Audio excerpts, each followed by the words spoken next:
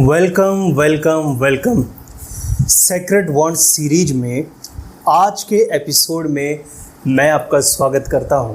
आप सभी का स्वागत है, वेलकम। आपको पता है हम पवित्र वचनों को गहराई से सीख रहे हैं ताकि जानो कि आपके पास क्या क्या सोर्सेस हैं। आपको पता है बहुत से हैं जो जानते ही नहीं हैं कि यीशु मसीह ने वास्तव में उन्हें क्या क्या प्रोवाइड किया है। आप लोगों में से कितनों को पता है कि प्रभु यीशु मसीह ने क्रूस पर अपनी मृत्यु के समय उससे पहले क्या शब्द कहा था।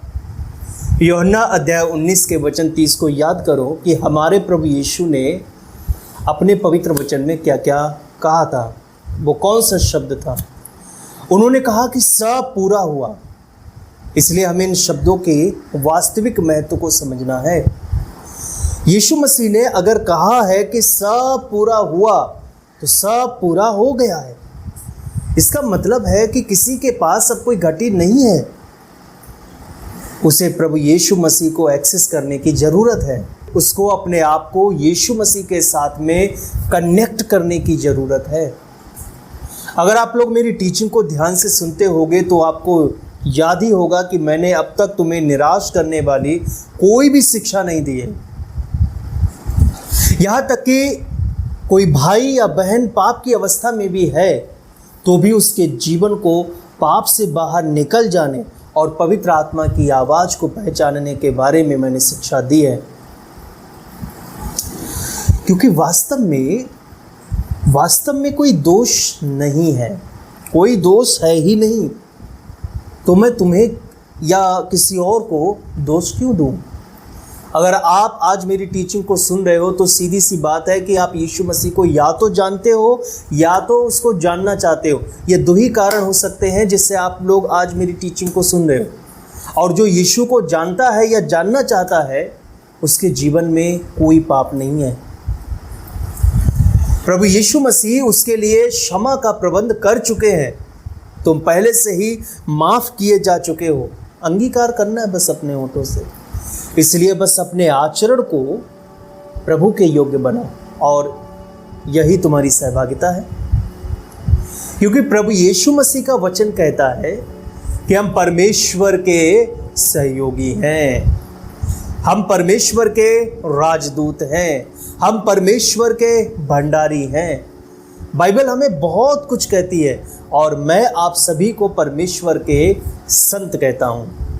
कभी आपने ध्यान दिया है कि मैं आपको संत क्यों कहता हूँ? मैं हमेशा आपको परमेश्वर के संत लोग ही क्यों बोलता हूँ बताओ? मैं फिर से कहता हूँ आप सभी संत लोग हैं। मैं आपसे संत क्यों कह रहा हूँ? इसका उत्तर आपको ढूंढना होगा। मैं आपको पहले भी बता चुका हूँ, आपको बताना है मुझे, ठीक है? तो मैं आपको यीशु मसीह के द्वारा दी गई चीज़ों के बारे में शिक्षा दे रहा था और उसने हमें 7 प्रकार के भोजन दिए हैं जिनको ग्रहण करके हमें अभिषेक प्राप्त करना है और फिर हम परमेश्वर के भवन की तैयारी करने लगते हैं। अब आगे आज मैं इफिसियों अध्याय 3 के वचन 17 से 18 तक में वहाँ से टीच करूँगा। इसलिए अपना कॉपी पेन उठा लो और नोट्स तैयार कर लेना, ये आपके लिए इम्पोर्टेंट होंगे। क्योंकि मैं इस वचन में से 5 जरूरी बातों पर शिक्षा दूंगा। इससे तुम्हें अधिकार और महिमा की प्राप्ति होगी, या उसके बारे में आपको पता चलेगा कि परमेश्वर ने अधिकार भी दिया है और परमेश्वर ने हमें महिमा भी दी है। तो अपनी बाइबल को ओपन करो और उसमें देखो कि लिखा है विश्वास के द्वारा मसीह तुम्हारे हृदय में वास करे। या मैं कह सकता हूँ कि विश्वास के द्वारा मसीह तुम्हारे हृदय में अपना घर बनाए ताकि तुम प्रेम में जड़ पकड़कर, यानी कि फाउंडेशन यानी नींव डालकर सब पवित्र लोगों के साथ भली भांति समझने की शक्ति पाओ कि उसकी चौड़ाई कितनी है, उसकी लंबाई कितनी है, उसकी ऊंचाई कितनी है, उसकी गहराई कितनी है। यह प्रभु का पवित्र वचन है। प्रभु तेरी स्तुति है। आमीन, हालेलुया। अब इन वचनों में से एक एक करके समझते हैं, ठीक है? सबसे पहले बात करते हैं मसीह के तुम्हारे हृदय में बसने या अपने घर बनाने के बारे में। तो मसीह यीशु तुम्हारे और मेरे हृदय में कैसे बसेगा? वचन कहता है विश्वास के द्वारा। विश्वास है क्या?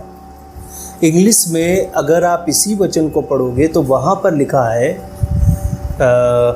कि that Christ may dwell in your hearts through faith. तो विश्वास के लिए सबसे पहले आपको समझना होगा कि अंग्रेजी भाषा में इसे फेथ कहा गया है। हिंदी में हम इसे अक्सर विश्वास कह देते हैं, लेकिन फेथ और बिलीव में बहुत ही सूक्ष्म अंतर होता है, खासकर आध्यात्मिक मामलों में। क्योंकि हम लोग विश्वास को बिलीव भी जानते हैं, लेकिन आध्यात्मिक मामलों में विश्वास और फेथ में अंतर है। इंग्लिश बाइबल इसे फेथ कहती है, बिलीव नहीं। इसलिए हमें सबसे पहले इसको क्लियर करना है, और मैं आपको क्लियर कर देता हूँ कि इस वचन में विश्वास के अर्थ का क्या मतलब है। ठीक है, देखो, फेथ एक अटल, गहरा और संपूर्ण विश्वास है जो प्रमाण या तर्क के बिना भी बना रहता है। मतलब कि कोई भी तर्क वितर्क क्यों ना हो जाए, ये हटने वाला नहीं है, ये टलने वाला नहीं है। कोई संदेह हृदय में नहीं आ सकता है। ये वाला विश्वास दिल से जुड़ा होता है और इसमें पूर्ण समर्पण और भरोसा शामिल होता है। कहने का मतलब है कि यीशु मसीह पर फेथ रखने का मतलब है कि आप ना केवल उनके अस्तित्व और टीचिंग पर विश्वास करते हैं या विश्वास रखते हैं, बल्कि आप खुद पूरी तरह से उनके प्रति समर्पित है, उनके मार्गदर्शन के प्रति समर्पित है, पूरी तरह से उनके मार्गदर्शन पर आप भरोसा करते हो। इसलिए मेरे प्रियो, यह विश्वास की एक गहरी अवस्था है जहां व्यक्ति बिना किसी संदेह के अपने जीवन को यीशु के प्रति समर्पित कर देता है। और इसी वाले विश्वास के बारे में प्रभु के वचन में कहा गया है और उसके लिए फेथ शब्द का इस्तेमाल किया गया है। और विश्वास के लिए दूसरा शब्द भी आता है जिसे हम सब इस्तेमाल करते हैं, बिलीव। अक्सर हम इसे एक दूसरे से बोलते रहते हैं कि क्या तुम यीशु मसीह पर बिलीव करते हो? तो आप लोग हाँ में जवाब देते हो या फिर ना में जवाब देते हो, लेकिन आप जवाब देते हो। तो इस बिलीव का क्या अर्थ है? किसी चीज की सच्चाई या अस्तित्व को स्वीकार करना, ये एक मानसिक प्रक्रिया है जिसमें व्यक्ति किसी कथन को, किसी स्टेटमेंट को या किसी तथ्य को, किसी फैक्ट को सही मानता है। लेकिन तर्क वितर्क करने पर इसमें बदलाव आ सकता है। अभी मैं उस पर तर्क सही है, लेकिन बदलाव आ सकता है।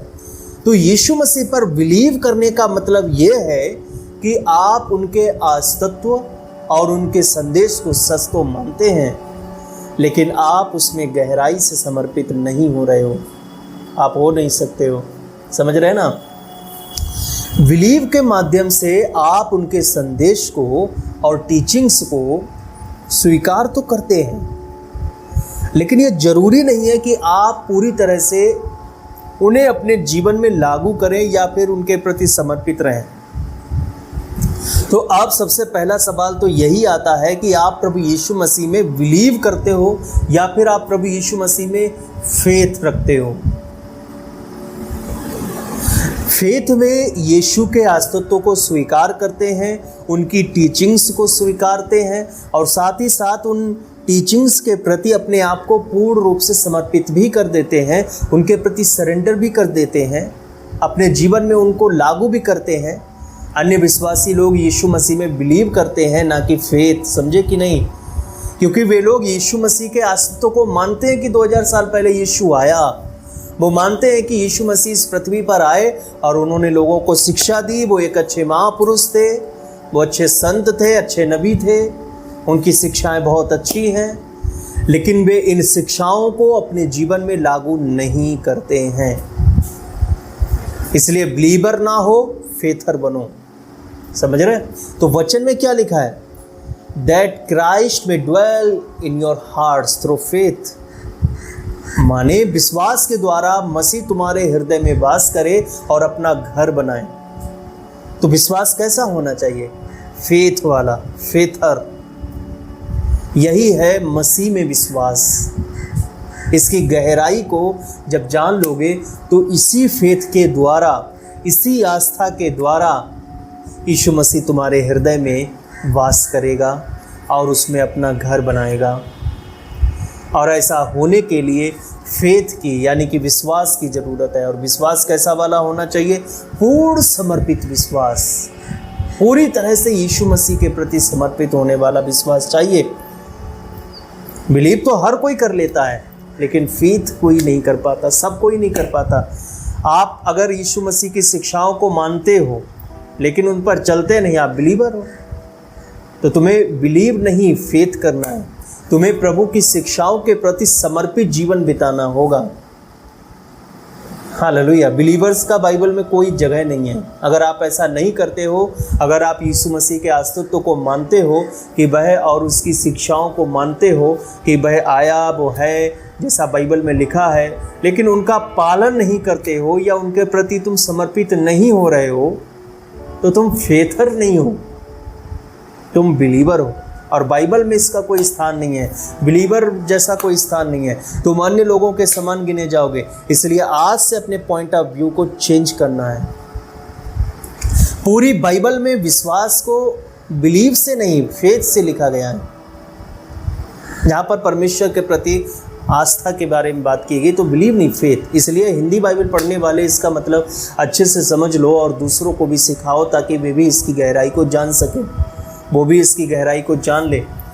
तो मेरे प्रियो, जब तुम प्रभु में फेथ रखोगे और गहराई के साथ उसके प्रति और उसकी टीचिंग्स के प्रति समर्पित होगे, तो एक काम तुम्हारे जीवन में होगा, और वह काम है मसीह तुम्हारे भीतर अपना घर बना लेगा। आमीन। जो इस वचन को तुम्हारे जीवन में पूरा कर देगा, जो प्रकाशित वाक्य में लिखा है कि देख मैं द्वार पर खड़ा खटखटाता हूं, जो कोई मेरा शब्द सुनकर द्वार खोलेगा, मैं उसके भीतर आऊंगा। मतलब वह अपना घर बना लेगा। तो इतना समझ गए? क्लियर है? चलिए अब आगे बढ़ते हैं। मसीह के तुम्हारे भीतर बसने के बाद दूसरे नंबर पर हमें मसीह को समझने में खरा उतरना। जैसा वचन में लिखा, फॉर एग्जाम्पल तुम्हारे घर में कोई निवास करने लगता है, वो आपका कोई भी रिश्तेदार हो, आप उसको समझने की कोशिश करने लगते हो और वह आप उसकी हर एक गहराई को धीरे धीरे जानने लगते हो कि उसको क्या क्या पसंद है, वो डिनर में क्या खाना पसंद करता है, वह लंच में क्या खाना पसंद करता है, वह क्या पहनता है क्या नहीं, कब क्या करता है, कब उठता है, कब सोता है, वगैरह वगैरह। आपको उसकी हर एक बात की जानकारी होने लगती है। यही हमें करना है। जो मसीह हमारे भीतर अब निवास करने लगा है फेथ के द्वारा, उसको हमें समझने की ज़रूरत है। और किसी को तभी समझा जा सकता है जब हम उस पर अपना ध्यान बार बार केंद्रित करें। अगर ध्यान नहीं दोगे तो भला कैसे उसको समझ पाओगे? आपके परिवार में कोई रह रहा है, उस पर ध्यान ना दो, आप नहीं समझ पाओगे उसको। इसलिए हमें बार बार मसीह पर ध्यान देते रहने की ज़रूरत है। आप उसको इग्नोर नहीं कर सकते, या किसी को अपने घर में रखा और उसको इग्नोर करो आप, तो गलत बात है। आप कहीं भी हो, चाहे ऑफिस में हो, चाहे आप कुछ भी क्यों ना कर रहे हो, उस पर बार बार ध्यान देते रहें। अपने हर फ्री टाइम पर प्रभु को याद करो। अगर आपको 1 मिनट का समय मिलता है तो 1 मिनट में आप प्रभु को याद करो। आपको 30 सेकंड का समय मिलता है, 30 सेकंड में प्रभु को याद करो। तो उस 1 मिनट में आप मोबाइल को मत देखो, बल्कि प्रभु को ध्यान लगाने में व्यतीत करो। समय कम है, यीशु आने वाला है और भविष्यवाणियां पूरी होने लगी हैं। बहुत सी भविष्यवाणियां पूरी होनी शेष हैं। इस विश्व में बहुत कुछ हो रहा है मेरे प्रियो, लेकिन मसीह आ रहा है, मैं इतना कहना चाहूँगा। और समय नहीं है, इसलिए खुद को मसीह से कनेक्ट रखो। तो पहला हो गया फेथ के द्वारा मसीह तुम्हारे हृदय में अपना घर बनाए, और दूसरा हो गया कि हम उसे समझने में खरे उतरें।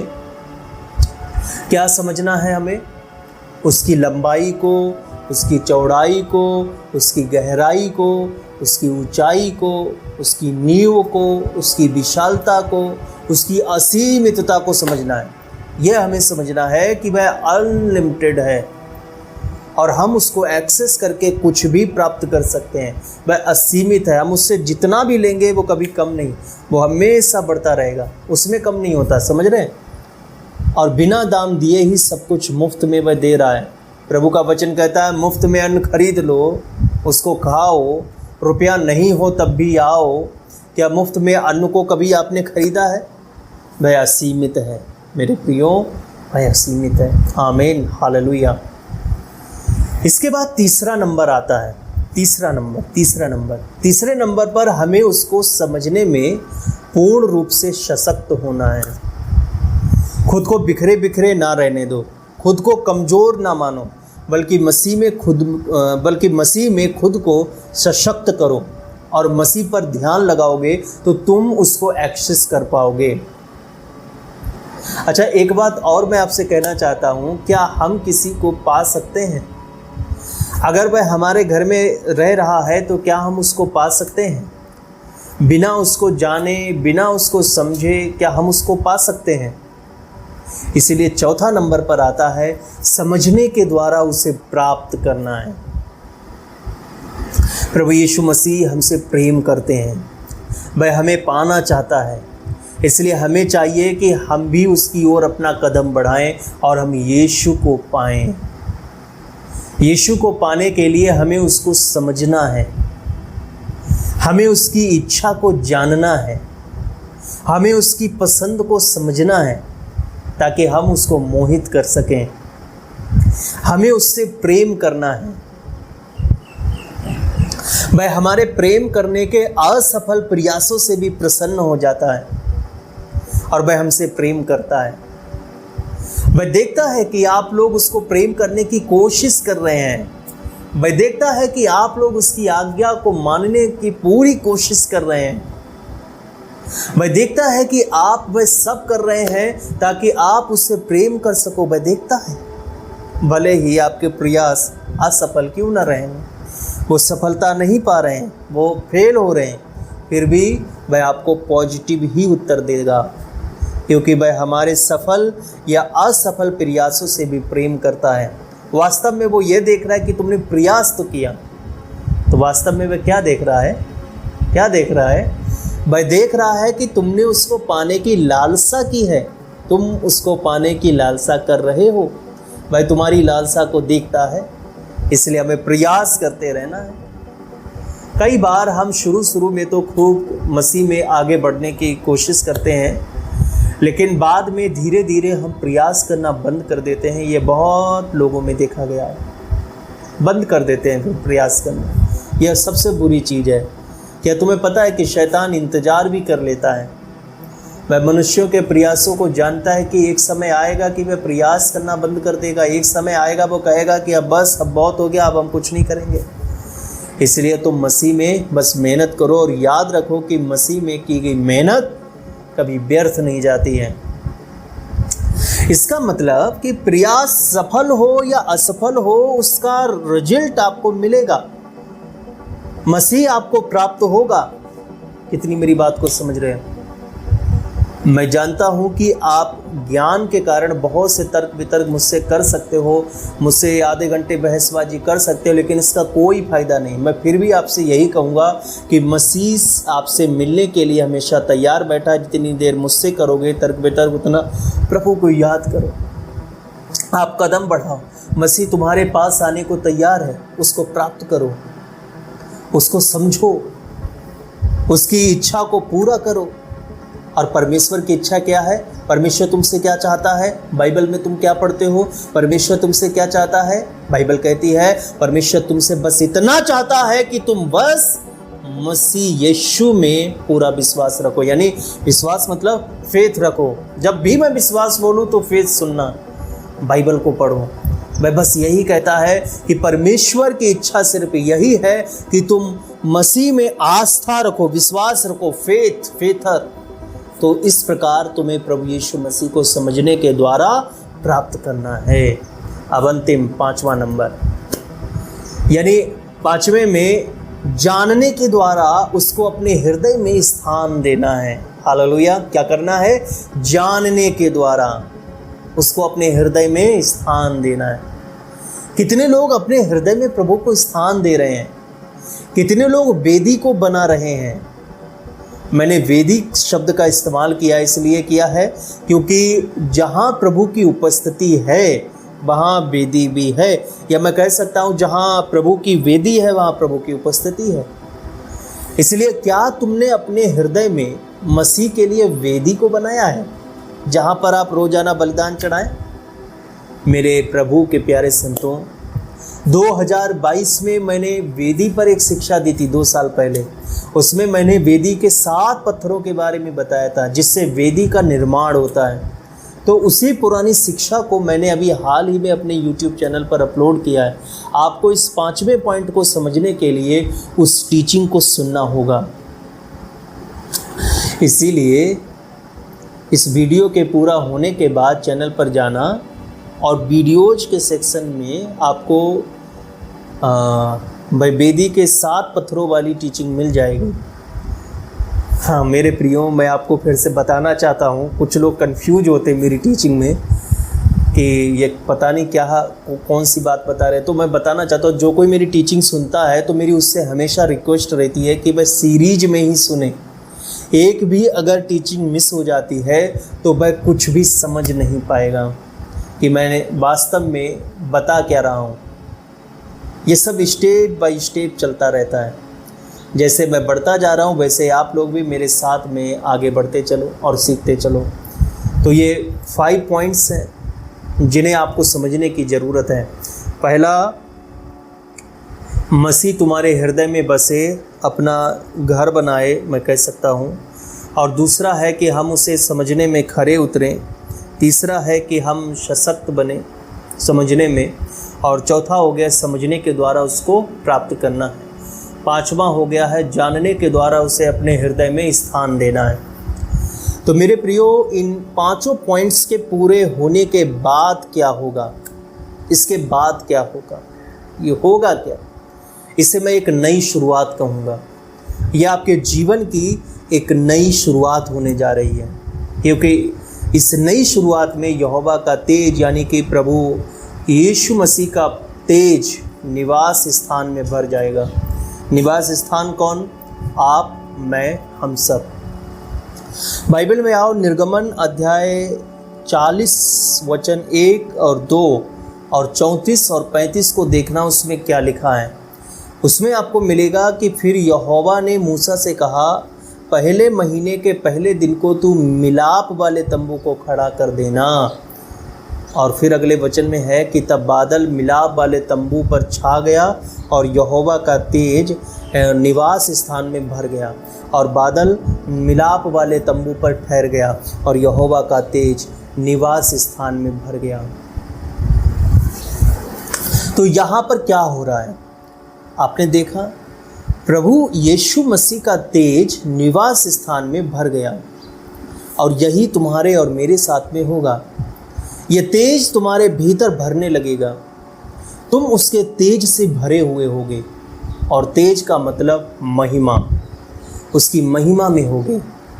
और जब ये सब तुम्हारे पास में होगा तो तुम्हारे पास क्या होगा? अधिकार भी होगा। मसीह तुम्हारे हृदय में है, तुम्हारे पास है, अधिकारी तुम्हारे पास है, अधिकार आता है, क्योंकि प्रभु का निवास स्थान और उसके मंदिर हो तुम। कितने लोगों को आज का संदेश समझ में आया है?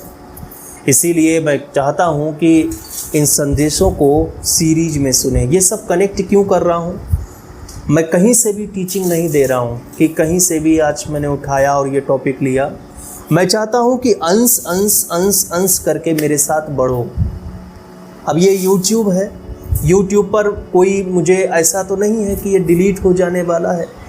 ऐसा होता है कि जब किसी मंडली में शिक्षा देता हूँ, क्रूसिड में शिक्षा देता हूँ, तो उसके बाद वो वहाँ पर रिकॉर्ड नहीं रहती है।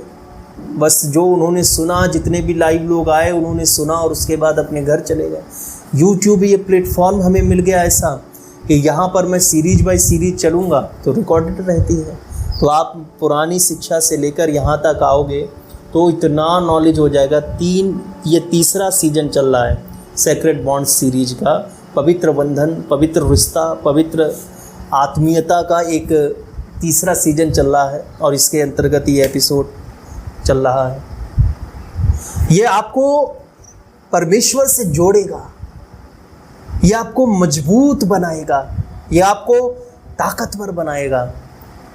सुनो, परखो, पवित्र आत्मा से भरकर इस शिक्षा को सुनो और देखो कैसे ये तुमको मजबूत बनाता है। तुम्हारा प्रार्थना का जीवन अच्छा हो, तुम दोषी नहीं हो, तुम पापी नहीं हो।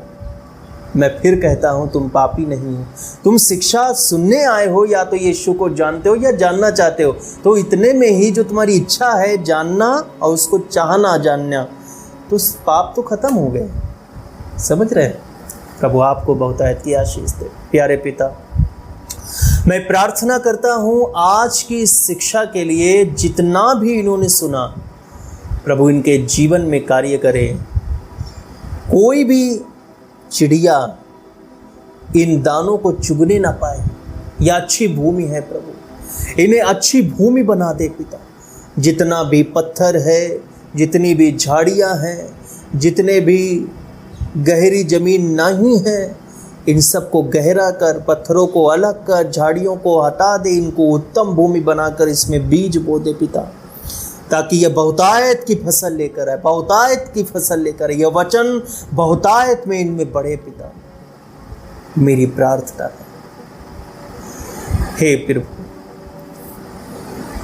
हो सकता है कि इनके जीवन में शारीरिक कठिनाइयां हैं, ये फेस कर रहे हैं शारीरिक जरूरतों, उनकी कठिनाइयों को, परिस्थितियों को। मेरी प्रार्थना है कृपया इनकी सहायता करें, डेली नीड्स पूरी हो जाएं प्रभु। हाँ पिता, तू इनका प्रबंध कर, अपने स्वर्गीय भंडार से प्रभु पूर्ति कर। अनलिमिटेड जीसस, ये तुझे एक्सेस कर पाएं, तुझसे प्राप्त कर पाएं, इनकी ज़रूरतें पूरी हों। परमेश्वर, इनकी ज़रूरतें पूरी हों। लिब्रसा थराबा शकोर अबर रब्बोनी, थैंक यू जीसस। मैं प्रार्थना करता हूँ खुदाबंद परमेश्वर, इस वक्त बहुत से ऐसे हैं जो सुसमाचार का प्रचार करते हैं। प्रभु इनके मार्ग को प्रशस्त कर, इस टीचिंग को दूर तक पहुँचाएं, जो भी इन्होंने सीखा इस ज्योति को दूर तक पहुँचाएं। प्रभु तेरा राज्य बढ़े, मैं प्रार्थना करता हूँ। ये आत्मिक उन्नति करते जाएं, मैं प्रार्थना करता हूँ। जितनी भी रुकावटें इनके जीवन से दूर कर, जो आत्मिक उन्नति के लिए रुकावट का कारण है, चाहे वो कोई सा भी रिश्ता क्यों ना हो, जो इनको आत्मिक बनने से रोके, इनको आत्मिक होने से रोके, वह इनके जीवन से दूर होने पाए। हर एक ऐसे रिश्ते जो रुकावट का कारण है, यीशु के नाम में दूर होने पाए। मैं प्रार्थना करता हूँ खुदावंद, ये आत्मिक उन्नति करते जाए तेरे नाम में। परमेश्वर की स्तुति और महिमा के लिए, पिता की महिमा के लिए, प्रभु यीशु मसीह के नाम में मैं इस प्रार्थना को मांगता हूँ। आमीन और आमीन। हालेलुया। परमेश्वर के राज्य में बोने का ये समय है, तो जो जानकारी आप स्क्रीन पर देख रहे हैं, आप यहाँ पर ऑनलाइन अपना बीज बो सकते हैं। जितने भी लोग कलीसिया में बीज बोते हैं, वो कभी भी गरीबी का मुंह नहीं देखते हैं। वो प्रभु के लिए दे रहे हैं, वो अपने फाइनेंस को मजबूत कर रहे हैं। यहाँ पर आती है आस्था, यहाँ पर आता है तुम्हारा विश्वास। अगर तुम आज बो रहे हो तो आने वाले समय में जंगल काटोगे। अगर अब तुम सक्सेस होना चाहते हो तो प्रभु के राज्य में बो, परमेश्वर के लिए बो। तुम किसको बोओगे? परमेश्वर को बोओगे। किसके नाम से बोओगे? यीशु के नाम से बोओगे। किस कार्य के लिए बोओगे? यीशु के सुसमाचार के लिए बोओगे। अपना बुद्धि क्यों चलाते हो? अपना आत्मा से पूछो, जो पवित्र आत्मा तुमको मिला, उस पवित्र आत्मा से पूछो कि मुझे बोना है कि नहीं। वो तुमको बताएगा तुमको बोना है। हालेलुया। ये अगुवाई मिलती है, हर कोई नहीं बोल सकता है। अगुवाई है, ये अगुवाई मिलती है। हालेलुया। कई बार मैंने देखा है कि जब बोने का, जैसे ही कोई भी पास्टर शुरू करता है बोने के बारे में बोलता है, तो वो धीरे धीरे लोग वहाँ से खिसक जाते हैं। लेकिन आप में ऐसा नहीं है, क्योंकि आप विश्वास करने वाले हैं। आप टीचिंग को शेयर करेंगे, उसमें भी आप सहयोग दे सकते हो। यदि आपके पास वास्तव में नहीं है, कैसा वास्तव में नहीं है, तो आप शेयर करोगे। अगर आप बोने के लिए वास्तव में नहीं है तो शेयर करोगे, लेकिन आप करोगे। योगदान तो 100% आपको करना है। प्रभु आपको बहुतायत की आशीष दे। लेकिन परमेश्वर जानता भी है कि किसके पास है, किसके पास नहीं है, किसको दिया, किसको नहीं दिया, सब परमेश्वर जानता है। इसीलिए जिसके पास वास्तव में नहीं है वो शेयर करे, और जो दे सकता है प्रभु के राज्य के लिए वो आगे आए। तुम सफल होगे, बंधन टूटेंगे, फाइनेंस मजबूत होगा। मेरी प्रार्थना है कि पिता जितने भी आज बीज बो रहे हैं, प्रभु यीशु उनके जीवन को ब्लेस कर, उनके प्रभु परमेश्वर फाइनेंस को मजबूत कर। पिता, मैं किसी के आगे हाथ नहीं फैलाएं, बल्कि प्रभु देने वाले बनने पाए। प्रभु बहुतायत की आशीष उन्हें दे, यीशु मसीह के नाम में, आमीन और आमीन। मिलते हैं फिर नए शर्मन के साथ में। शालोम।